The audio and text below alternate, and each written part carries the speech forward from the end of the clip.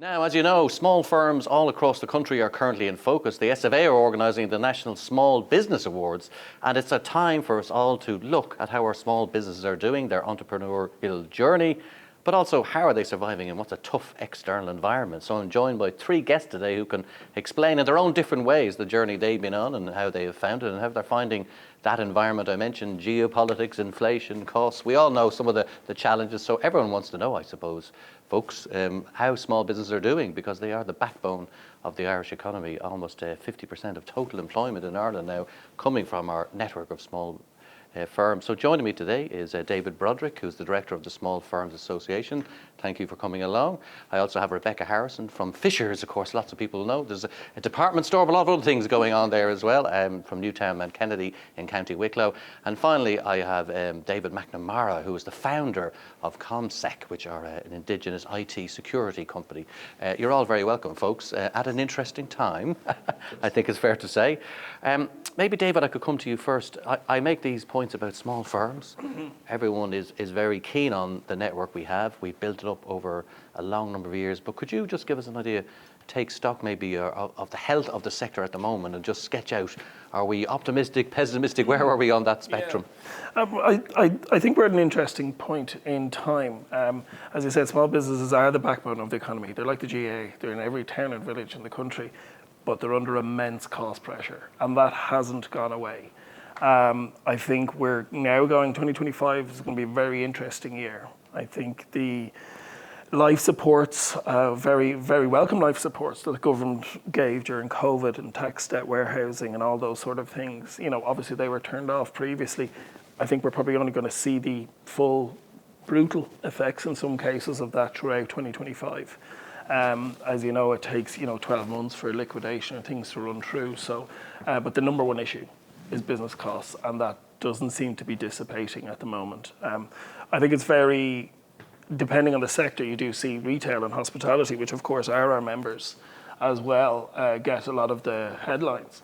But the reality is it's everybody that's feeling these costs. I speak to manufacturing companies, logistics companies, and we just have a cost base that's unsustainable at the moment. And I'm sure we will get on to talk about what those solutions are. I don't want to be negative either. Some of the people who came through COVID and were forced into pivoting their business and the direction, some are doing very, very well, and they've adapted and they've been able to, work from home and strip out costs. And we're just in a new phase, I think. But I would be worried. 11,700 businesses didn't engage with revenue for tax debt warehousing. And unfortunately, I think the writing will be on the wall for those companies. And we will see that this year.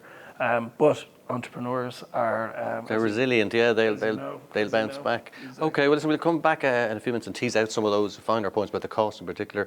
Rebecca Harrison, you're MD of a wonderful business, really. I call it a department store, Fishers, but you have cafes and is it hotels and guest houses and retail and all sorts of stuff? Not quite hotels, but a little bit of everything. Yeah, we have the core business is department store, which is clothing, gifts, homewares, that type of retail environment. We've an award-winning cafe attached to it, and we have a small short-term rental as well on site. But I suppose the biggest change over the last number of years, and just talking about pivoting and the trying to see things a little bit differently when the model that has worked for a number of years stops working for a variety of different reasons. We have developed on site, we're very lucky with the premises we have, we've developed on site a business hub, and actually that's turned into a wellness hub very much, sort of it took on a life of its own to become that, but now it's very much in that one attracts the other. So we've a whole series of treatment rooms on site offering massage and skin clinic, we have hairdressers, we've physiotherapy, all sorts of different. And was that a kind of a conscious decision to build all those different types of businesses, or did it just sort of happen as you went along, bolting on bits as you went, or was the strategy to sort of have a finger in a few pies, or what was the strategy? Probably a little bit of both. I suppose we looked very strategically at what we had on site, and we, while there is a loan on the property was ours, we're not paying rent, and so it was looking at, okay, well look, we have a customer base, we have a relationship, we have a very good loyal customer base, we have staff, we have a building, we have, looking at all those different things. So I suppose the first iteration of that was back during the 2000s in that recession, if you like, and we looked at bringing in concessions in the retail space. So we've currently 3 other retailers that are sort of like a shop-in-shop within our business. We've had a variety of different ones over the years. The longest standing of which actually the Beds of a Feather retired in January of this year, and that's worked really, really well. So it's complementary businesses. We each have our own customers. We're Sure, and promoting to each other. listen to your story from the outside. You'd say you're in retail, you're in hospitality with the cafe piece. I mean, they're the 2 of the sectors that David says are under most pressure. And I suppose a lot of people listening in will say, how have you managed to sort of run in both of those streams and survive? Is there anything you'd pick out and say, well, this was important, or Yeah, slightly frazzled looking today because of it, and worse for wear. But look, no, really, really, really difficultly, to be perfectly honest. And we've had to over the recent number of years we've had to make some very difficult decisions in terms of our business and how it operates. We've had to make redundancies last year. It was a matter of make redundancies or close the business. So David has spoken about the difficult environment. We absolutely feel that really, really tightly. In the cafe, again, we are running just a really tight ship, if you like. We went through the lean program with the local enterprise office. So everything is just sort of tuned to within an inch of its life. Yeah, there's no fat on the bone. There's no fat on the bone, and I think that the problem is that in an environment where costs are continuing to increase, and we'll talk a little bit about consumer sentiment as well, and just I suppose the concern out there geopolitically and economically. While there is money in Ireland, people don't spend when they're worried, and so you've got you're getting that coming at you from both sides, if you like. And so while we have done our best to make it as efficient and as lean as possible and get things working to survive, if something else goes, yes, there's a certain fragility still there. There's no backup anymore in the environment. So yeah, it's tough. We will tease those out in a few minutes. I want to bring our third guest, who's David McNamara from Comsec, the founder of the company. And David, your business is, I suppose, it's an IT security company. I was kind of thinking, it's a different type of business than Rebecca's. You're online in the main, and you're trying to ward and deter threats and so on, and phishing scams and all sorts of interesting stuff. Yeah. But people might look at you and say, well, his business doesn't have some of maybe the overheads of the physical premises and all the customers. But is that wrong or right? Or are you under the same type of pressures Rebecca would be talking about, or are they slightly different? Slightly different, really, because we're more business to business. So B2B type is our model, and we don't deal with the normal consumers. So it is a bit different. The challenges are somewhat similar in terms of the supports that you get from government, but also the challenges with different directives that are now coming down the track, and it's going to impact SMEs very significantly, very quickly, particularly when the NIS2 directive, which is a European directive, forces organisations to have proper security measures in place, including fines, very similar to GDPR. So it's another obligation on these organisations and the impact down the supply chain to the SMEs that is going to impact them significantly, therefore raising their costs because they have to have proper controls in place. Okay, well, let's go into the cost conversation. Right? Just to say that NIS2 piece is something that I think that's a lot of people don't know about. Exactly. Yeah, so that's another directive. They get agreed at European level and they filter their way down a few years later and people don't see them coming. But let's get onto the cost conversation because we know there's different costs. There's staff costs, there's energy costs, there's just general input inflation costs, bringing stuff into your business. I mean, David, your sense of which, you're going to say, the answer is going to be all of the above, but is there one of them that you would say, this is the one that's really hammering the small business more than others? Or I think we conducted a survey, we're actually about to update the survey, we conducted it last year as to what the issues are, and it's business costs, and then employment costs, and then difficulties attracting and retaining talent. So they're all interlinked.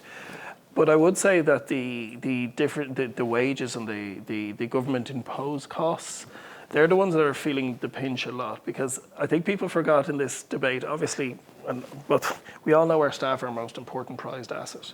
But when you increase the floor of the minimum wage, which we obviously support, people were forgetting about the knock-on effect of the chain, which just made everybody come in and look for wages and look for an increase. And myself and Becky have definitely talked about this a few times. But, you know, that control was taken away. Certainly the first big jump in 2023, you know, a 12.5% jump straight off the bat. So on one hand, all these costs come in, and let's leave out the conversation whether they're good, bad, or indifferent, but they're here, right? So you say to yourself, right, okay, we've got this extra increase in cost. There's only two ways out of that. You can reduce your margin, or you can charge more, right? You can charge your customers and offset it in some way. But then, of course, your volumes go down. So when you're sitting down to do that, like, that must be very tricky. It's sort of like getting a puzzle right. Like, how do you make those changes and make sure that, we made the right decisions there? But do we ever know if we No, make the right until afterwards, decisions? unfortunately. But, no, it's really difficult, is the short answer. And I mean, we sat down 18 months ago, nearly 2 years ago, when if you like, that significant increase in the minimum wage was coming in. Our team, our staff aren't on minimum wage, they're above minimum wage, but they are related. It has the knock-on. And it has the knock-on effect. And certainly we've quite a flat organisational structure. So there aren't too many tiers, but it means that every tier is affected. And so we sat down, we number crunched. We looked, our business is a stupid business for lots of reasons, if you excuse me, but we're retail. We know what you mean. We know what I mean. We are price takers. We sell branded products that are available elsewhere online in Ireland, in other stores. If it was just pure on a cost basis, so we can't. So from the retail side, there is only so much wriggle room, so we can't really increase our prices as one of the solutions for this margin problem. You have somebody called Amazon. No, but you have exactly. those international players to keep you competing, then. Yeah. Absolutely. So we can't increase our prices for our consumers of our products, or not really anyway. And if we did, there would be price resistance from our consumers, and they'll buy less, as you've just said. David, if I can bring you in, I heard there from Rebecca, you can cut costs to some degree, but you meet resistance at a certain point. You're, I suppose, in a slightly different business where you're trying to sell your services, right, to companies. But companies, your clients presumably they're big companies maybe, but they have the same cost pressures. So are you finding resistance from your client base to say, we're happy to hire you, David, but not where we used to do, or at a different price point or whatever? So how are you affected by price and cost in the way your business works? Well, it's very similar in a lot of ways. Okay, we're not minimum wage. That's not where we're playing. It's more specialised skill sets that we have to have in-house because of the nature of cybersecurity. So, graduates even coming out of college are demanding very high starting salaries. But then you've an added cost then on keeping them trained and up to date with the latest technologies, trends such as AI and everything else. So, and certifications in the technologies we use or that we're going to use in the future, that has added cost pressure for us. By far, way ahead of everything else, our salaries is our major cost. And that's something we have to try and control, but you can't really, because you have a certain amount of a team.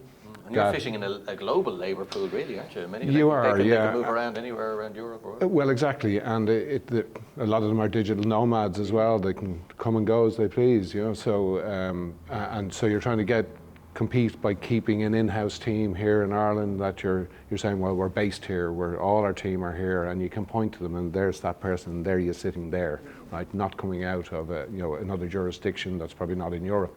So it's a real challenge for us. Is one, maintaining our cost base in terms of our salaries, because prices are going up everywhere.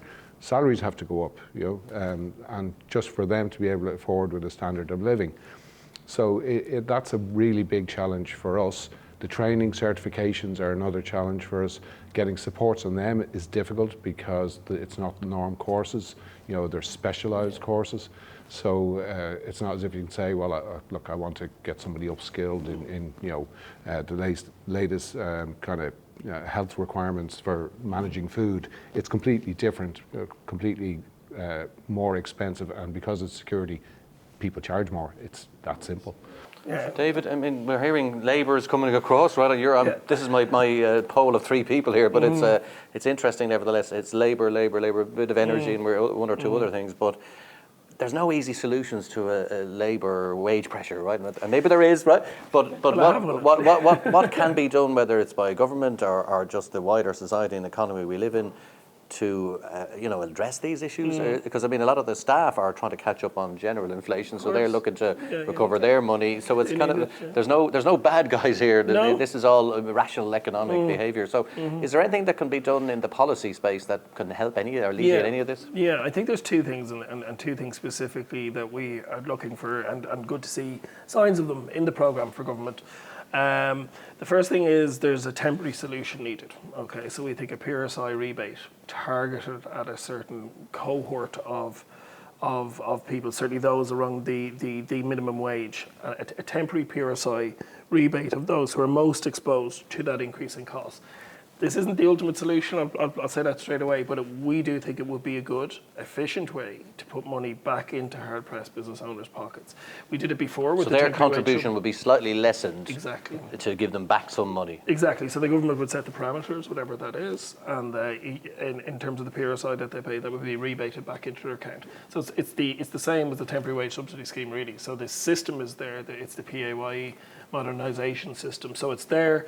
We can set the parameters that it doesn't break the bank in terms of government, but we do think that would be targeted. Again, Becky spoke about some of the Power Up grant, the ICOP grants, all brilliant, absolutely accepted, but we need more across the board, and we need it to be efficient. So that'll be something that we're calling for a short-term solution. And then the second piece, which is just as important, is a long-term roadmap for small businesses. We need security. We can't be waiting on every October, what's it going up by this year, what's coming up. More long-term planning. Long-term plan. Look at the successful strategy you had with the FDI strategy. Look how successful that's been. That's brilliant. Let's just replicate it for small business. Again, we're the backbone. We were here at the start. We're here to any boom, any bust. We've been consistent throughout, or windfalls or anything like that. But we now need some security. We need a 5-10 year roadmap, right? This is effectively the parameters of what's going to happen, and therefore that will allow businesses. Every business needs to be able to plan. We're not blaming government here for the war in Ukraine or for COVID. Would that plan be around like taxation, those kind of areas? Definitely. Yeah, no. So we certainly think there could be a lot of stability around taxation and simplification. It's actually going to be a specific course. So people like Rebecca and David could say, right, that's what we're facing, good or bad, for the next period. Exactly. Right? There's a lot of tinkering that can go on, and there's people a lot better placed to me to talk about tax, but there's going to be a specific work of the Small Firms Association in our budget submission going in very soon, actually. It has to be in before the end of May, really, in order to get the heavy lifting. The year ahead, where are we going to put our chips? Are we optimistic, pessimistic? Yeah, well, look, the Small Firms Association lobbied hard in the programme for government across party, and we have seen some very positive things in that programme for government. It's now about the doing, and we'll certainly be there to hold government to account within those. There are good ideas in there, but how are they going to be implemented? The last thing we need is more red tape, bureaucracy. So I think for the year ahead, look, it is a positive time. We have a new government. Certainly the Minister for Enterprise, Peter Burke, we already had a taste of him beforehand, and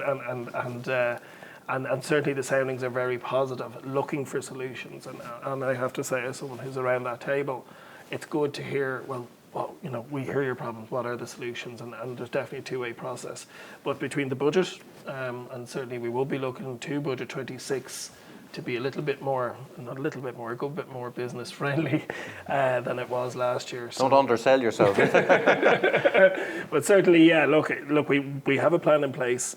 I think back to Becky's point about the sentiment around, people do want to support local businesses. They do want to make that decision, and I think that's going to be really important. So, as you've heard, small businesses playing their role at the moment in the Irish economy. We're told they are the backbone. Let's see if that's true, and let's see what the rest of the year brings us. Tough times, but as a lot of our guests have said today, they have proven their worth in previous occasions, and there's no reason it won't happen again. Thank you very much for joining us.